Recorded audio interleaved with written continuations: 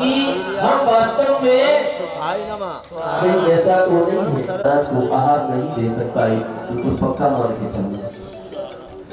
जिसने नर का कबीर की मुनि महाराज की अंजलि में ग्रास नहीं दे सकता, और जबरदस्ती किसी के कहने से दिलवा दिया तो या तो इसलिए तो हम पता कर दे कि हम कहीं हमारा ऐसा तो नहीं कि नर गाय का वध हुआ।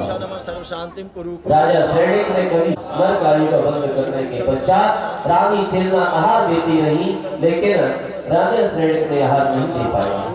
आहार वही दे सकता है जो श्रावक तले घर असल को मुनि महाराज उन्हीं श्रावकों के यहाँ आहार ग्रहण करते हैं जो कुलीन ग्रहण नहीं करते।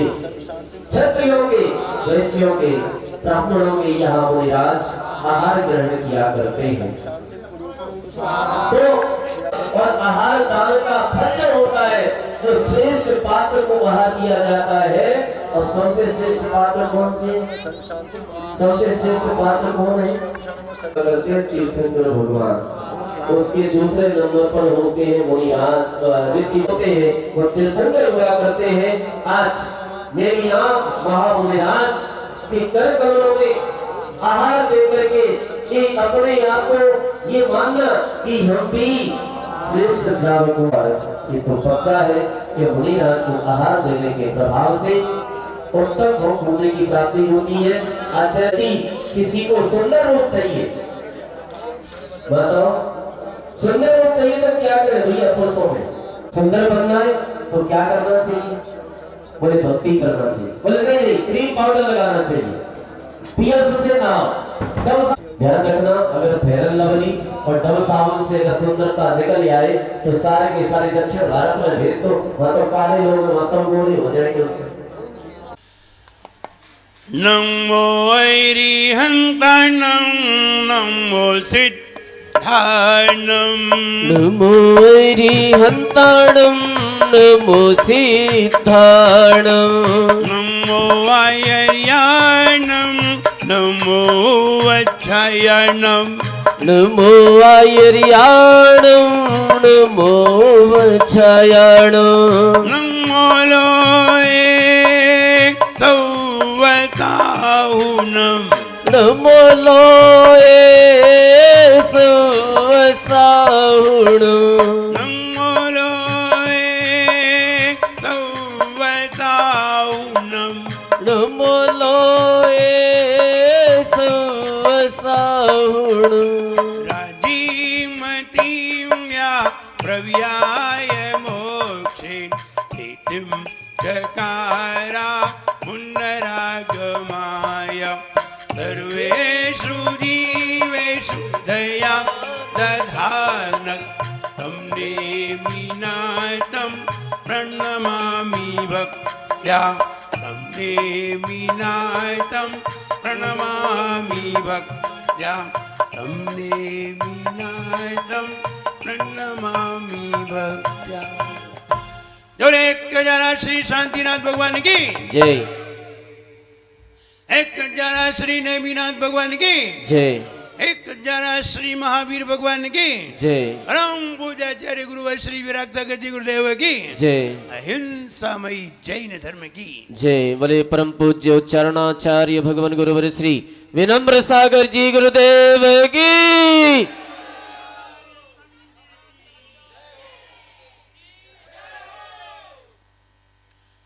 दुनिया में सबसे अच्छे भाव अगर कहीं होते हैं श्रावक के, तो मुनिराज को आहार देने में होते हैं। कुछ भी कर लो, चाहे सिद्ध चक्र विधान करो, चाहे कल्पद्रुम विधान करो, कोई सा भी विधान करो, पूजन करो, जाप करो, कुछ भी करो, सबसे अच्छे विचार सिर्फ आहार देते समय होते हैं। उस समय श्रावक इतना नम्रीभूत हो जाता है, इतना विनम्र हो जाता है, मन शुद्धि, वचन शुद्धि, काय शुद्धि, आहार जल शुद्ध है। सवेरे से उठ करके वो शुद्ध वस्त्र पहन करके शुद्धि करके वह आहार में लग जाता है, सेवा में लग जाता है और फिर मुनिराजों को पड़गान करने जाता है। कितनी भक्ति भाव से मुनिराजों को पड़गाता है। उस समय उसके भाव देखिए, उसका चेहरा देखिए कितना प्रसन्न होता है और भाव देखिए कितने प्रमुदित होते हैं। हे स्वामी नमोस्तु नमोस्तु। अभिषेक करते समय कोई भी नहीं कहता मन शुद्धि, वचन शुद्धि, काय शुद्धि, कुछ नहीं कहता। ना इतने उसके गदगद परिणाम होते हैं। जो अभिषेक करते हैं वो बताएं हमें, क्या इतने अच्छे परिणाम होते हैं?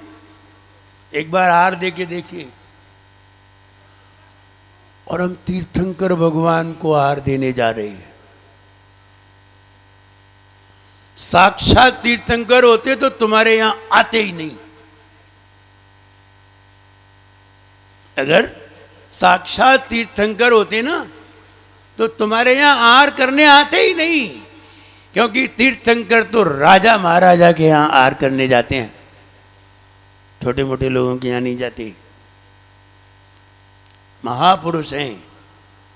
दुनिया का सर्वश्रेष्ठ मानव तीर्थंकर हैं और सर्वश्रेष्ठ मानव सबसे ज्यादा पुण्यवान व्यक्ति के यहां जाते हैं।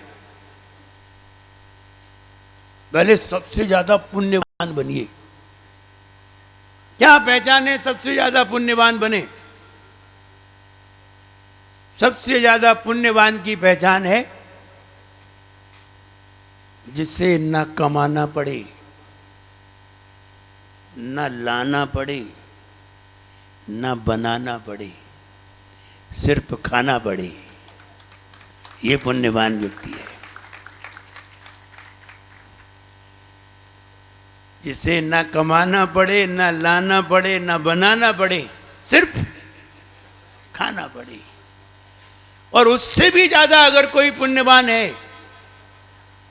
तो जिसे खाना भी ना पड़े वो सबसे ज्यादा पुण्यवान है। ऐसे अनंत भगवान है।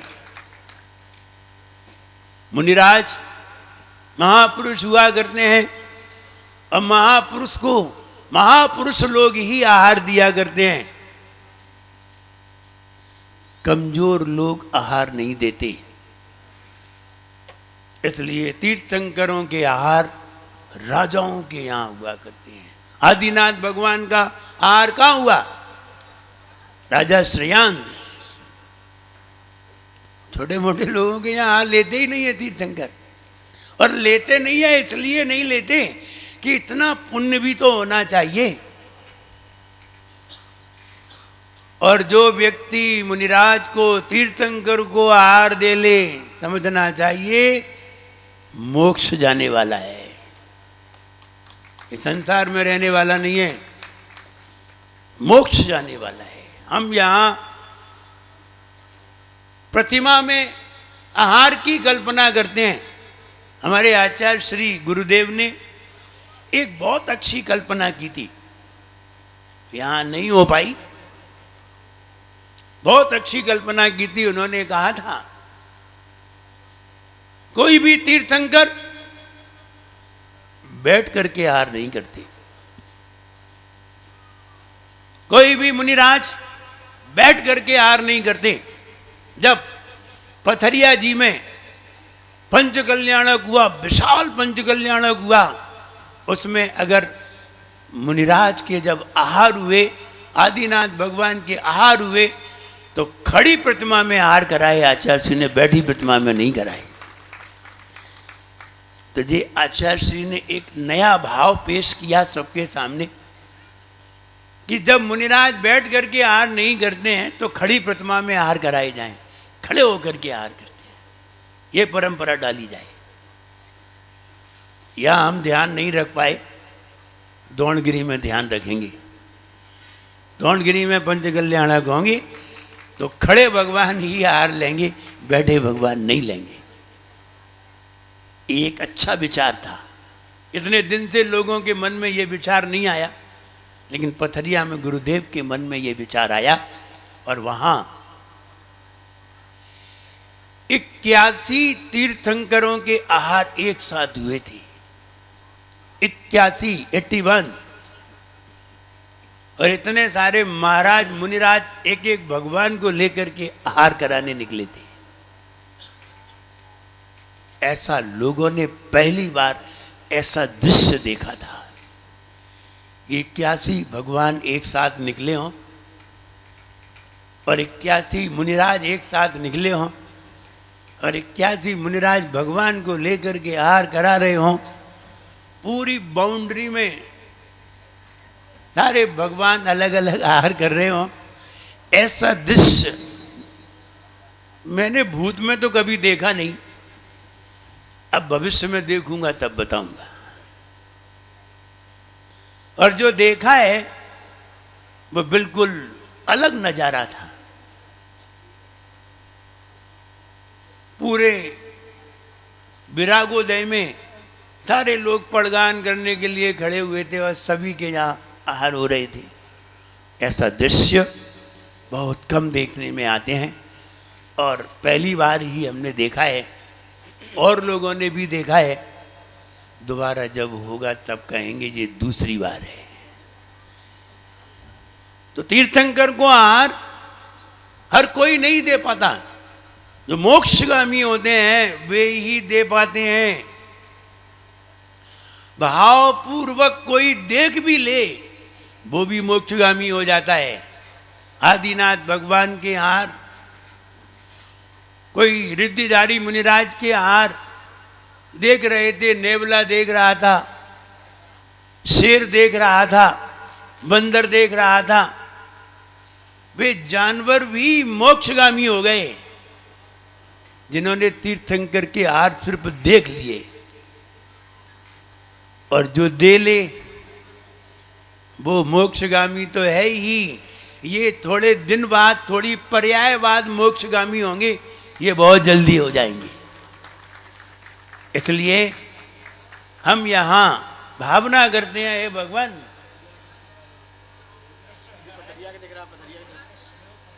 हाँ वो पथरिया का दृश्य देख रहे हो, देख लो क्या बात है। देखो 81 मुनिराज कैसे आहार करते हैं और देखो कैसे मुनिराज निकले हैं। स्क्रीन पे देखिए, स्क्रीन पे पथरिया का दृश्य। अब स्क्रीन पे देख लीजिए क्या चीज दिखाई दी, समय पे ले आइए। ये 81 भगवान एक साथ आहार के लिए निकले। पहले तो इतने मुनिराज होना चाहिए, इतने मुनिराज नहीं है तो कैसे आहार कराएंगे। ये तो विरागोदय में इतने सारे मुनिराज थे, इतना बड़ा विशाल संघ था, वहाँ आहार हुए। और सभी ने भक्ति पूर्वक आहार वहाँ कराए। यहाँ भी उन तीर्थंकर को जब पंचकल्याणक होते हैं तभी आहार देने का अवसर मिलता है, वरना तीर्थंकर भगवान की प्रतिमा बना करके भी तुम कब आहार करा पाओगे, नहीं करा सकते। हम आहार देखने के लिए आते हैं, देने के लिए भी आते हैं। कुछ लोग देते हैं, कुछ लोग देखते हैं, देखते देखते भी देने के भाव हो जाते हैं, देने लगते हैं, इसीलिए देखते हैं। और तीर्थंकर भगवान को जितने आहार दे लिए, अब इससे ज्यादा तुम्हें ऊंचा व्यक्ति कोई दुनिया में मिलेगा नहीं। और तीर्थंकर को भी तभी आहार दे पाओगे, साक्षात तीर्थंकर को, जब उनके सामने तुम होगे। भगवान महावीर 12 साल तक ही दुनिया में आहार ले पाए। 12 साल में भी 364 बार उन्होंने आहार लिए।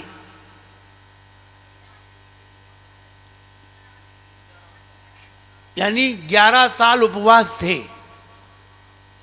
1 साल आहार लिए, 364 आहार लिए।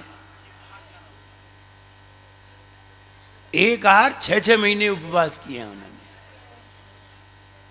364 आहार देने को किनको मिले होंगे, जो उस समय होंगे अब वो हस्तिनापुर में है और आप यहां बैठे हो तो कहां से हार दे रहे हो? और कहते हैं भगवान महावीर बुंदेलखंड में आए ही नहीं, तो यहां के लोगों ने तो हार दिए ही नहीं होंगे। कहने का मतलब ये है, कौन हार दे पाता है तीर्थंकर को? बहुत किसी का पुण्य होता है तब उनके यहाँ हार हो पाते हैं। क्योंकि, और हम कहते भी हैं, अगर आपको सबसे ज्यादा पुण्य कमाना है तो आप आहार दीजिए। सबसे ज्यादा पुण्य कमाना है, इससे ज्यादा पुण्य तुम नहीं कमा सकते, और हम इसको तुम्हें सिद्ध करके बता सकते हैं। वो कहा है, Hear the poor, God will hear you. गरीबों की सुनो, वो तुम्हारी सुनेगा। You give will 1 pice, God will give 10 million. Hear the poor, गरीबों की सुनो, वो तुम्हारी सुनेगा। तुम 1 पैसा दोगे, वो 10 लाख देगा। गरीबों की सुनो। कोई गरीब व्यक्ति दिखाई दे जाए, उसे तुम 1 पैसा भी दोगे तो तुम्हें रिटर्न 10 लाख होगा। बस गरीब मिल जाए। और दुनिया में सबसे ज्यादा गरीब कोई व्यक्ति है तो मुनिराज है।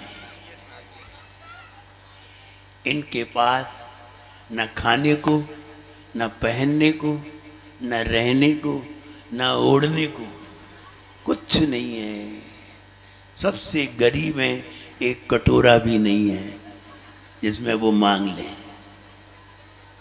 सबसे ज्यादा गरीब कोई देखना है तो किसी मुनिराज को देखिए, और उनमें भी सबसे ज्यादा गरीब देखना है तो तीर्थंकर को देखिए। तू 1 पैसा देगा, वो 10 लाख देगा। You give will 1 pice, God will give 10 million. वो देगा। उसका उदाहरण है, तब भगवान महावीर चंदनवाला के यहां हार करने के लिए गए,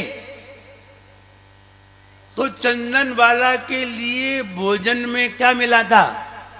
चने की भूसी, छिलका।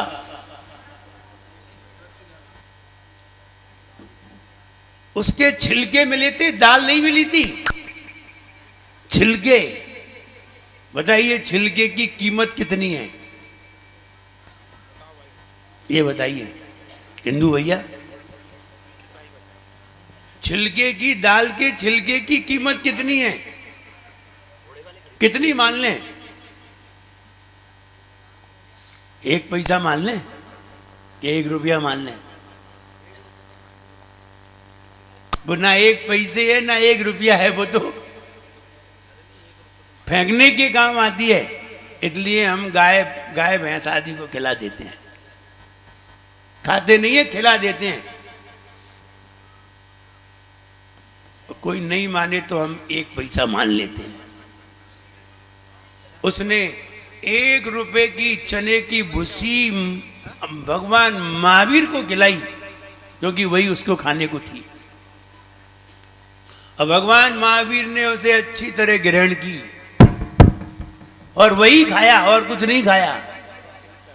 और मालूम है, जिस समय भगवान महावीर को आहार कराया, उसी समय 5 रत्नों की वृष्टि हुई। काहे की? रत्नों की। कितने के हुए?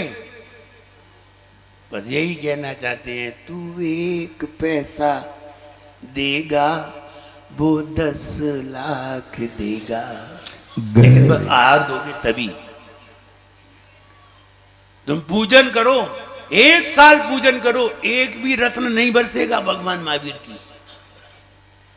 और एक बार आहार दिया तो पंच रत्न की वर्षा हो गई। हम ये कहना चाहते हैं, पूजन से वो पुण्य नहीं मिल सकता जो पुण्य आहार से मिलेगा। खूब करो पूजन, 1-1 साल नहीं 10-10 साल करो और आहार दो। सबसे ज्यादा पुण्य अगर किसी को मिलता है तो आहार में मिलता है। श्रावक को अगर सबसे ज्यादा पुण्य कमाना है, पुण्य पाना है, सब कुछ पाना है, सिर्फ आहार देना सीख जाए, सब कुछ मिलेगा उसे। ध्यान रहे, पूजन करने वाला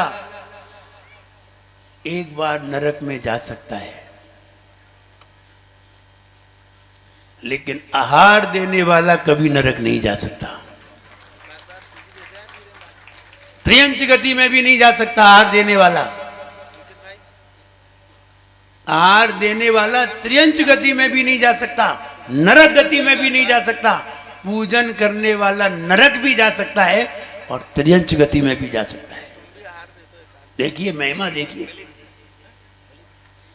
आहार देखने वाला जानवर चक्रवर्ती बन सकता है।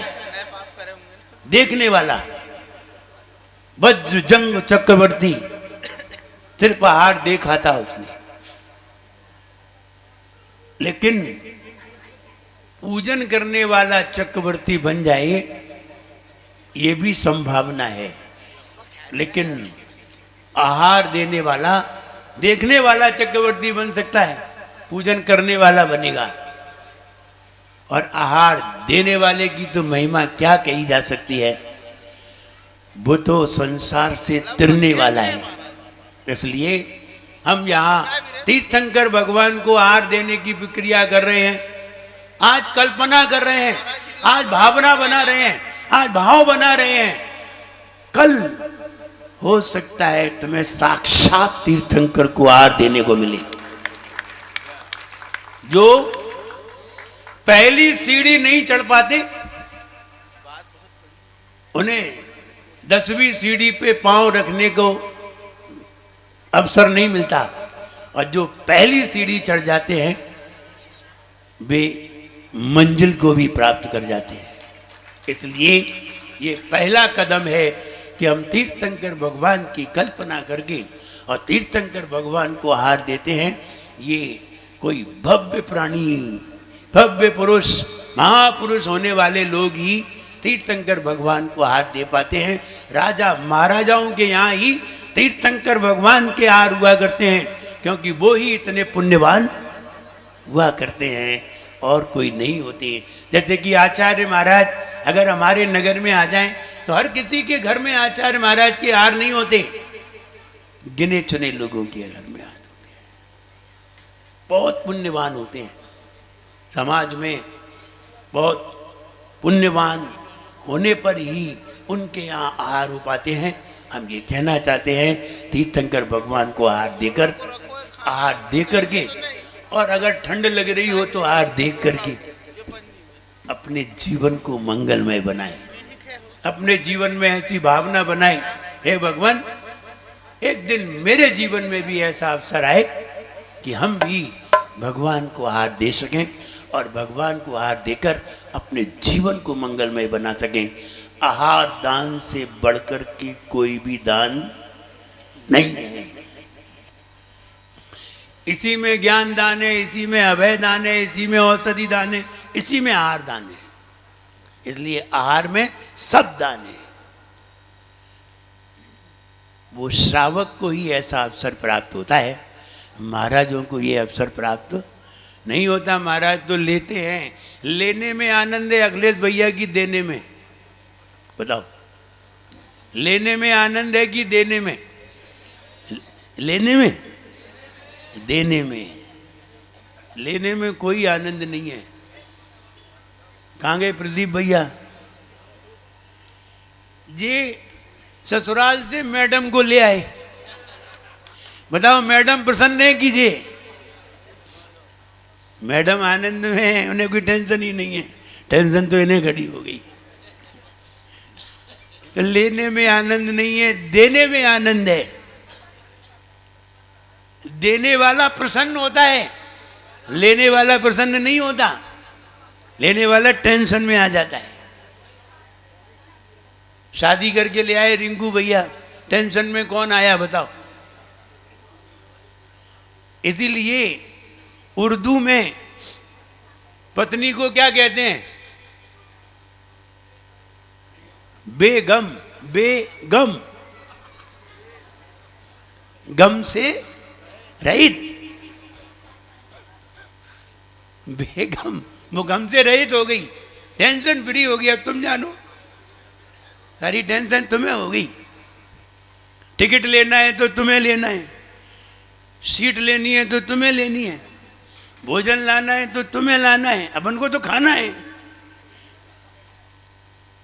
इसलिए लेने में कोई आनंद नहीं है, जो आनंद है तो देने में है। जब आहार देते हैं तो श्रावक इतना आनंदित हो जाता है कि महाराज को जब मंदिर तक ले जाता है तो ढोल बजाता है कि मेरे यहाँ आहार हुए हैं, और महाराज चुपचाप चले आते हैं, वो लेके आए हैं। इसलिए देने में ही आनंद है। हम यहाँ आहार देकर अपने जीवन को मंगलमय बनाएं। मेरा सबके लिए खूब आशीर्वाद है। सब लोग खुश रहें, प्रसन्न रहें। जय बोलिए परम पूज्याचार्य गुरुवर श्री विराग सागर जी गुरुदेव की। बोले परम पूज्याचार्य गुरुवर श्री विनम्र सागर जी गुरुदेव की। लीजिए अब भगवान आहार के लिए निकलेंगे।